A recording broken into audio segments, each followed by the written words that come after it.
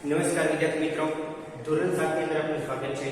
સંસ્કૃત વિષયની અંદર અત્યારે આજના સમયમાં 1 થી 5 પાઠ પૂર્ણ થઈ ગયા છે. ઓનલાઈન શિક્ષણમાં પુનરાવર્તન એક વિષય આપણે અભ્યાસ કરવાનો છે. જોઈએ પુનરાવર્તન 1 માં પણ લખેલું છે કે ક અરૂપ માટેનું પાઠનું મોટેથી વાંચન કરો. તમારે ખાલી પહેલો પ્રશ્ન એ વાંચવાનો છે, લખવાનું નથી. પ્રશ્ન પહેલો જે છે એ લખવાનો નથી, ફક્ત કો અરૂપ પહેલો અને બીજો બંને એવા છે જે તમારે લખવાના ઉત્તર નથી. પ્રશ્ન પહેલો અને બીજામાં આપણે એમ કહેવામાં આવ્યું છે કે કો અરૂપ પાઠ છે એનું મોટેથી વાંચન કરો, એટલે કે તમે સંસ્કૃત વાંચતા શીખો. બીજામાં શું છે, મેઘો વર્ષતી ગીતનું અભિનય સાથે ગાન કરવાનું. મેઘો વર્ષતી ગીત એનું અભિનય સાથે તમારે ગાન કરવાનું છે, ગાવાનું છે. મમ્મી પપ્પા સાથે બેસી જવાનું, મમ્મી પપ્પા સાથે તમે બેસો, સરસ મજાનો અભિનય કરવું, બસ એ રીતે તમારે ગાવાનું. ત્રીજા આપણે જોઈએ, ત્રીજાની અંદર આપણે જોવાનું છે ખાલી જગ્યા પૂરું. કૌંસમાં જે ખાલી જગ્યા છે એ પ્રમાણે પ્રશ્ન ત્રીજો ખાલી જગ્યા પૂરો એમ આપણે જોઈએ. એની અંદર પહેલું છે એ ખાલી જગ્યા સહ ન દસતી, ખાલી જગ્યા સહ ન દશતી. તો આની અંદર આપણે પ્રશ્નાર્થ વાક્ય મૂકવાનું છે, પ્રશ્નાર્થ બેસાડવાનું છે. જો નીચેના શબ્દમાં પ્રશ્નાર્થ બેસાડવાના છે. તો આપણે જોઈએ તો કિમ, તો કિમ છે અહીંયા આપેલો શબ્દ શું છે, કિમ અને કુત્ર. કુત્ર તો આવે ને, કુત્ર એટલે ક્યાં, કિમ એટલે શું, કિમ શું તે રસ્તે છે, તો કિમ આવશે. કિમ નો અર્થ થાય છે, કિમ એટલે શું, કિમ નો અર્થ સીધો અર્થ સાથે લખું છું. બીજો આમાં આવશે બીજી ખાલી જગ્યા ધન પ્રાપ્તમ, ખાલી જગ્યા ધન પ્રાપ્તમ, ખાલી જગ્યા ધન પ્રાપ્તમ. તો એમાં આવશે કતિ કિયત, તો કિયત આવશે. કિયત કેમ આવશે, કિયત નો અર્થ થાય છે કેટલું, કેટલું ધન મળ્યું. કિયત એટલે કેટલું, તો જવાબમાં આવશે કિયત. તો પછી ત્રીજાની અંદર આવશે, બોલો જોઈએ, ખાલી જગ્યા છાત્રા, ખાલી જગ્યા છાત્રાઃ શાલાયામ પઠન્તિ. કિયત કતિ એટલે કેટલા, કતિ એટલે કેટલા વાગે બાળકો શાળાએ જાય છે એમ. તો ખાલી જગ્યા છાત્રાઃ શાલાયામ પઠન્તિ. તો કેટલા વાગે બાળકો શાળાએ જાય છે. તો આની અંદર જોઈએ તો આપણે અહીંયા આવશે કતિ નો અર્થ થાય છે કેટલા. તો અહીંયા આવશે ખાલી જગ્યામાં કતિ. ચોથાની અંદર આપણે જોવાનું છે ચોથી ખાલી જગ્યામાં આવશે ભવાન કદા શાળાં ગચ્છતિ. ભવાન ખાલી જગ્યા કદા શાળાં ગચ્છતિ. પ્રશ્ન આવશે ગચ્છતિ. તો અહીંયા કદા એટલે ક્યારે, કદાના અર્થમાં ક્યારે, એનું ગુજરાતી અર્થ થાય છે ક્યારે. તો અહીં તમે જોયું ભવાન કદા શાળાં ગચ્છતિ. બાળકો તમે સ્કૂલે, ભવાન એટલે તમે ક્યારે શાળાએ જાઓ છો એ. પછી જો પાછળમાં આવશે અતિથિ જનઃ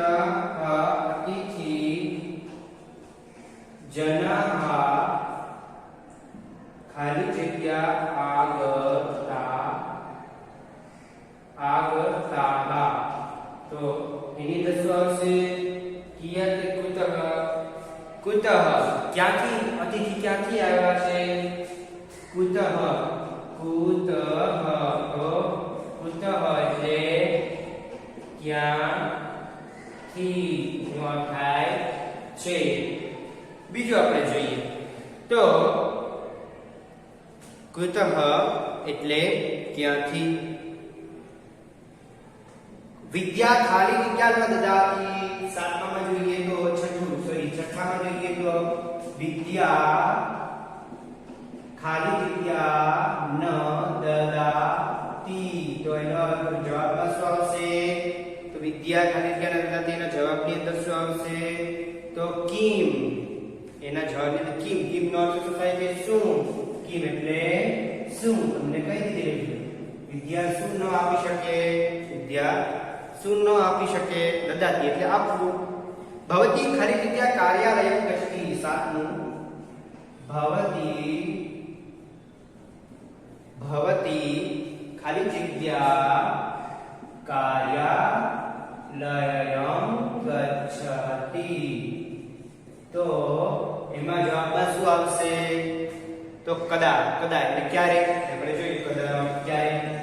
કદા એટલે ક્યારે. આપણે બધા જ પ્રશ્ન બનાવ્યા છે. તો અહીંયા જોયું કિમ એટલે શું, કિયત એટલે કેટલું, કતિ એટલે કેટલા, કદા એટલે ક્યારે, કુત એટલે ક્યારે.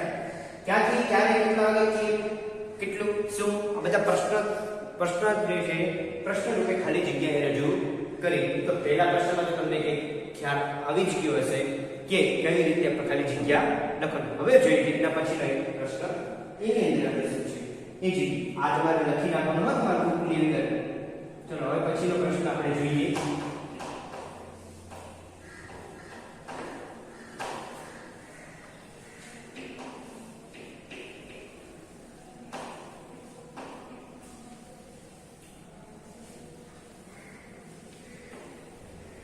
હવે પછીના પ્રશ્નની અંદર તમારે શું કરવાનું છે કે હવે પછીનો જે પ્રશ્ન છે એ અનુલેખન છે.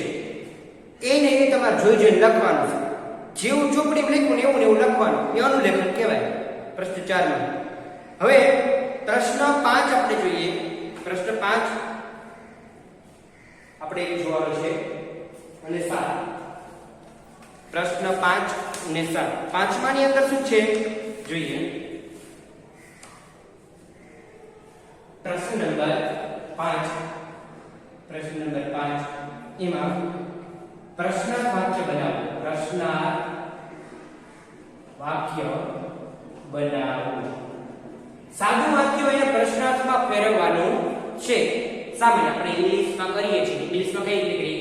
સાદા વાક્યને નકારમાં ફેરવો, હકારમાં ફેરવો, પ્રશ્નાર્થમાં ફેરવો. એવી રીતે આ સાદું વાક્ય છે એને આપણે પ્રશ્નાર્થમાં ફેરવવાનું છે. જોઈએ અહીં લખેલું છે અહમ અષ્ટવાદને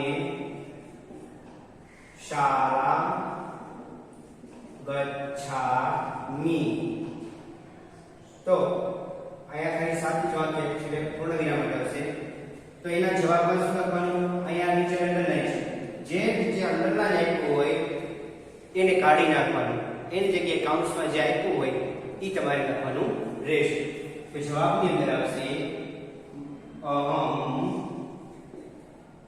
કદા શાળા ગચ્છામિ. પ્રશ્ન પછી બીજામાં શું આપ્યું છે? મમ મિત્રમ જામનગરે, એની ચટલ લાઈન જામનગરે વસતી. વસતી એટલે ક્યાં? મમ મિત્રમ જામનગરે વસતી. મમ મિત્રમ કુત્ર વસતી? કુત્ર મમ મિત્રમ કુત્ર વસતી. મારો મિત્ર ક્યાં રહે છે? ત્રીજા નંબર પર જોઈએ. ઉદ્યાનમ પુષ્પમ વિકસતી. ઉદ્યાનમ પુષ્પ વિકસતી. વિકસતી. તો એના જવાબમાં જવાબમાં શું આવશે? કિમ. કિમ એટલે શું? કે ઉદ્યાનમ કિમ પુષ્પની ચટલાઈ કિમ વિકસતી. પ્રશ્નાર્થ. ત્યાર પછી આપણે જોઈએ 5મા નંબર ઉપર રાજેશ મંદિર. 5મા નંબર અહીંયા લખીએ આપણે પાંચમું ચોથું આવશે ચોથું રાજેશ મંદિરતઃ ઉદ્ધારમ ગચ્છતિ તો હવે એની અંદર પુત્ર અને ક્યાં બંને તો મંદિર નીચે લાઈન ઉદ્ધાર નીચે પણ અંદર લાઈન તો રાજેશ કુતઃ પુત્ર ગચ્છતિ રાજેશ કુતઃ પુત્ર ગચ્છતિ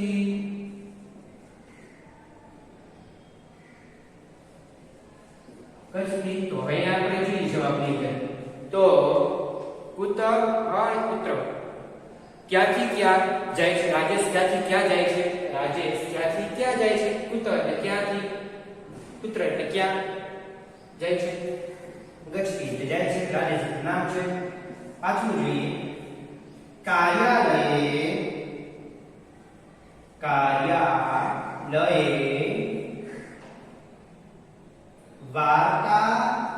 વાર્તાલાપઃ ન ભવતિ કિમ માસો છે કિમ કાર્યાલય કિમ ન ભવતિ તો જવાબ ની અંદર કાર્યાલયે કિમ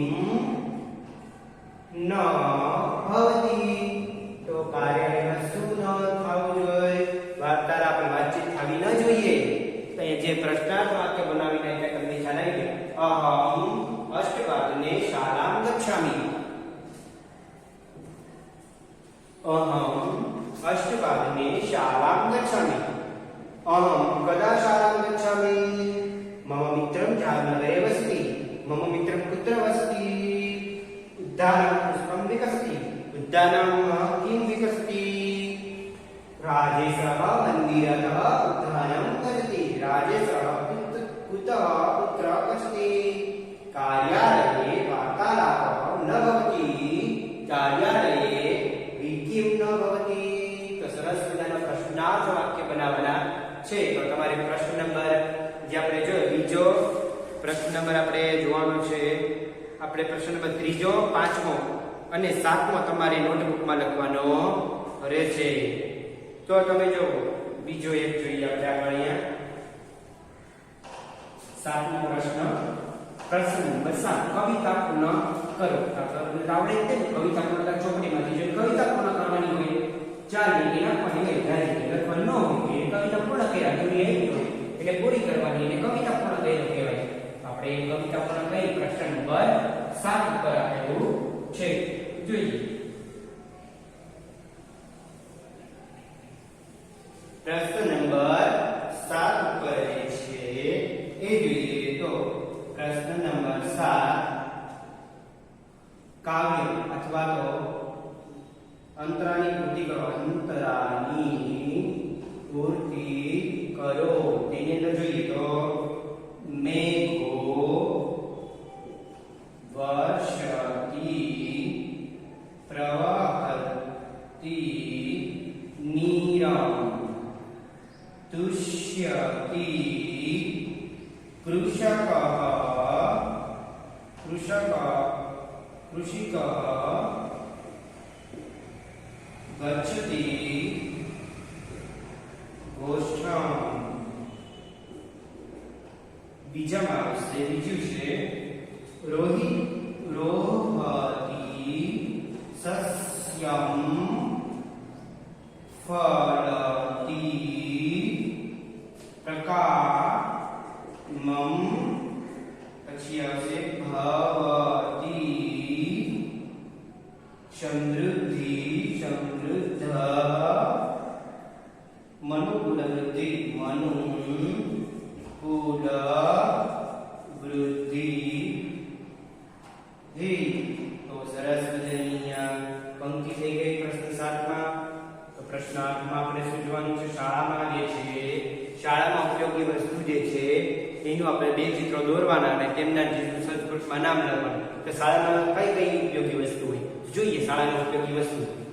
શાળાની ઉપયોગી વસ્તુઓ એ જોઈએ તો એની અંદર આવશે મેજ. ગુજરાતીમાં મેજ કહેવાય. પછી આપણે લેખન પીઠમ, સંસ્કૃતમાં લેખન પીઠમ કહેવાય છે. મેજને આપણે સંસ્કૃતમાં લેખન પીઠમ કહીએ છીએ. તો મેજ એટલે સંસ્કૃતમાં એ લેખન પીઠમ કહેવાય છે. ટેકો રાખવા માટેનું સાધન, લખવા માટેનું સાધન. ખુરશી, ખુરશી. તો આસંદ, આસંદ એટલે બેસવું. આસન આપે ને, આસનમાં બેસવું કોઈને આપણે જમાડ્યા હોય તેને આસનમાં આપવું પડે ને, જેમ કે આસન વગર તો જમાડે નહીં. એટલે આસંદ એટલે કે બેસવું. ખુરશી. પુષ્પફલક, હવે કાળું પાટિયું. તો કાળું પાટિયું તો કૃષ્ણ ફલક. પછી ચોક. ચોકને શું કહેવાય છે સંસ્કૃતમાં? ઘોતખંડ. ઘોતખંડ, ઘોતખંડ. પંખો એને વ્યંજનમ. વ્યંજનમ ને તો કેટલા બે અર્થ થાય. વ્યંજનમ એટલે પંખોય થાય, વ્યંજનમ એટલે ખાવું પણ થાય, બંને અર્થ થાય, ભોજન પણ થાય. વ્યંજનમ અહીંયા પંખો લેવાનો. સોય, સૂચિકા.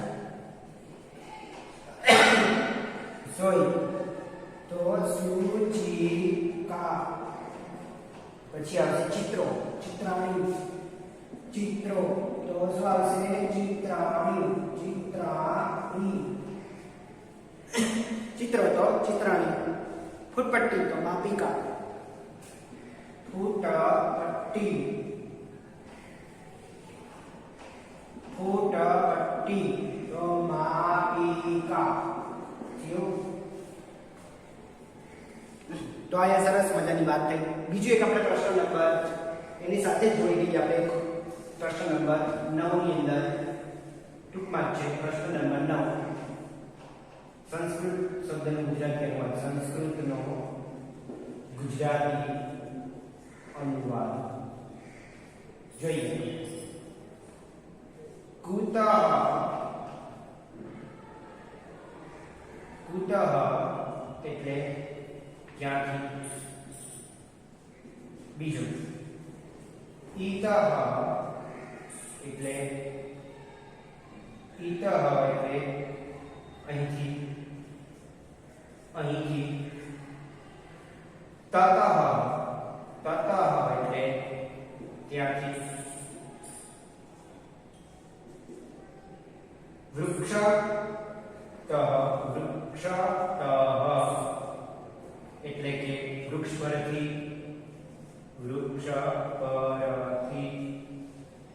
હસ્તતઃ એટલે હસ્તતઃ.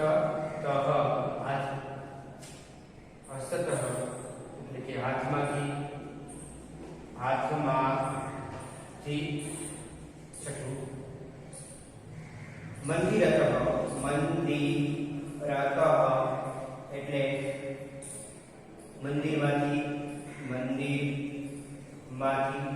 અને છેલ્લું સાતમું પર્વતતઃ એટલે કે પર્વત પરથી. પર્વત પરથી. તો અહીંયા સરસ મજાનો સંસ્કૃત શબ્દનો ગુજરાતી અનુવાદ કર્યો. સંસ્કૃત શબ્દનો ગુજરાતી અનુવાદ કર્યો. તો એ તમે જોયું કે મેજ હોય એટલે મેજ લેખન પીઠમ. ખુરશી એટલે આસન. કાળું પાટિયું એટલે પુષ્પફલક. ચોક એટલે ઘ્યોતખંડ. પંખો એટલે વ્યંજનમ. સોય એટલે સૂચિકા. ચિત્રા એટલે ચિત્રાણી. ફૂટપટ્ટી એટલે કે માપિકા. સંસ્કૃત શબ્દનો ગુજરાતી અર્થ. તો કુતઃ ક્યાંથી. ઈતઃ અહીંથી. તતઃ ક્યાંથી. વૃક્ષતઃ વૃક્ષ પરથી. હસ્તતઃ હાથમાંથી. મંદિરતઃ મંદિરમાંથી. પર્વતતઃ પર્વતતઃ તો પર્વત પરથી. તો સરસ મજાનું આપણે પુનરાવર્તન થઈ ગયું. તો આપણે જો હોમવર્કની અંદર તમારે રહેશે જે અત્યારે બોર્ડ ઉપર મેં લખાવ્યું છે એ બધું જ તમારે લખવાનું રહેશે. તો આજનો પીરિયડ સમાપ્ત કરીએ. ધન્યવાદ.